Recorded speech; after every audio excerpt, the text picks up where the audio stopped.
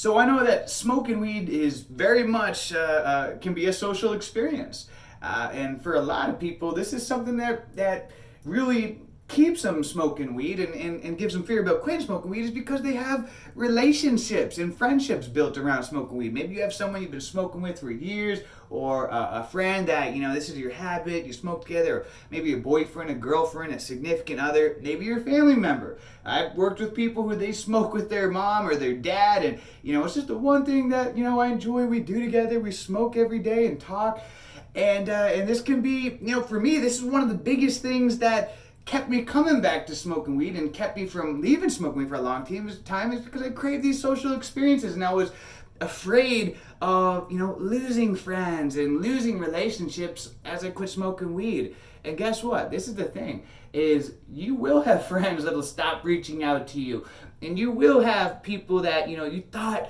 they cared about you so much, but now that you're not smoking weed with them to justify and reinforce their habits, all of a sudden they magically forget to call you. They don't reach out to you as much anymore.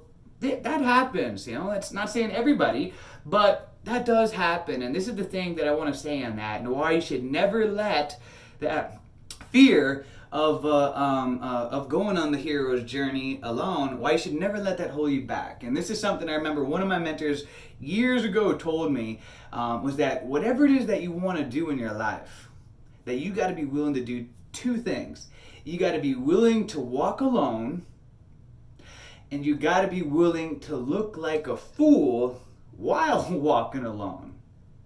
Whatever it is you want to do in your life, you got to be willing to walk alone, and you got to be willing to look like a fool while walking alone.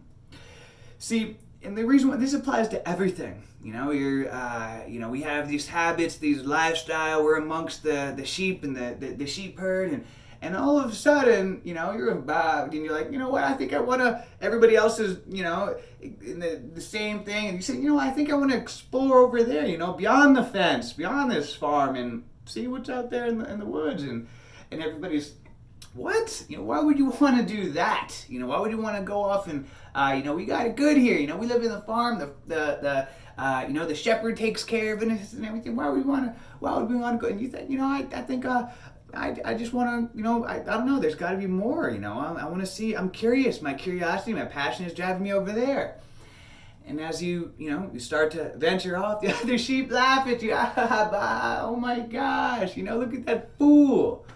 I ain't coming with you. You go by yourself. What do you think? I'm an idiot? I'm not. I'm not leaving the shepherd's farm here. And so so not only you're going by yourself. Okay, I guess I'll go by myself. But then they're laughing at you. What an idiot! What a fool! What are you doing? Are you kidding me? You had it good over here. And that's life. You walk off and you explore the real world. Well, they stay here, the sheep on the farm, only to eventually get eaten by the shepherd.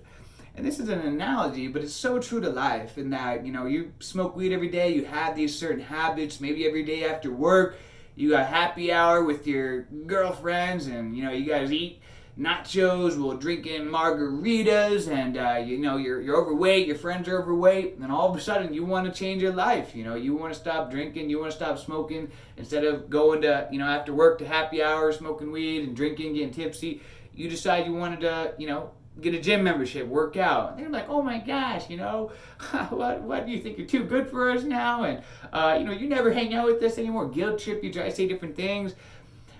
And they may not even enjoy it. You're good. I'm good smoking weed. I'm drinking. I actually want to enjoy my life. You go do that gym membership stuff. I'm good. You got to be willing to walk alone, and you got to be willing to look like a fool while walking alone. You got to be willing to do that, to know that as you go on this journey, this hero's journey of venturing out into becoming the best version of yourself, that you got to be committed and willing to walk alone. Nobody else might come with you, and maybe your friends that you thought were so tight before, maybe don't want nothing to do with you. All of a sudden, once you decide to clean up your act and get rid of these bad habits, because part of that, they probably, what they see in you is a reflection of themselves. So they may feel some bitterness towards you, but really, that's a reflection of themselves, how they feel about themselves. So they may not come with you, and they may be disgusted with you because, hey, you were my buddy, we smoked weed together every day.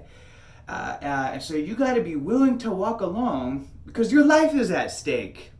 Literally. I mean, if you stay in the farm, you're going to get, the shepherd's going to eat you eventually. So your life is at stake. Your destiny is at stake.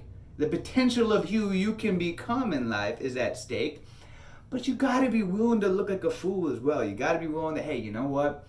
You may mess up. You may take you a while to get back on your feet and to figure things out. Maybe you'll go through some up and down roller coasters. You see your friends out there getting messed up, high, drunk, and they look like they're having a good time, posting their pictures on social media, and you're feeling these emotional roller coasters up and down. Someday you're depressed. Someday you're down dumb because you're still trying to fight through all the different withdrawals, from the acute one to the post-acute withdrawal symptoms that come later on, and you're just trying to get back on your feet, and they're like, aha, you fool, I'm enjoying my life, YOLO, baby, and you're just trying to become the best version of yourself.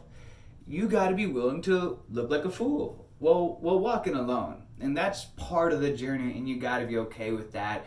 And what you will find is that if you can, and it takes time, but if you can find peace in solitude, in your own loneliness, you'll become one of the happiest people in the world. And it's almost kind of dangerous because once you learn to truly love yourself and be at peace and happiness in your own solitude, and your own loneliness, you realize that you're good on your own. You don't need other people's validation and approval. You don't need friends to, to make you feel better to improve your self-esteem. It's one of the greatest feelings in the world when you can walk that path of loneliness and solitude and be totally at peace with it. You become your own best friend, in love with yourself. And then at that point, if you truly love yourself, then you have love to give to others. Start new relationships, new friendships that are healthier, new dating relationships that are healthier, because at this point you have a healthier love for yourself, so you're able to have a healthier love for other people rather than it being out of somebody you're getting into a relationship with because, hey, they smoke weed so we can smoke weed together. People get into relationships, date people because they smoke weed. I used to do that. I used to like dating girls that smoked weed because, hey, then I didn't have to worry about feeling bad about smoking weed. They did it. I could justify my own habit. But like I say, you got to be willing to walk alone, and you got to be willing to look like a fool while walking alone. And this applies to everything in life. Doesn't matter if you're trying to start your own business. You got to be willing to walk alone, and you got to be willing to look like a fool. People talk about you behind your back, your crazy ideas, this, that. But that is the path. And eventually, when you get to that place of that destination, that person that you want to become, you develop into the man, the woman that you admire. You become that person. Then everyone else will be like, how did you get there? And they'll be all of a sudden asking you for advice, and they'll be looking up to you for inspiration. But it all started by having the courage to walk alone, to go on the journey alone, with no knowing of who was going to go with you or what other people were going to think about you.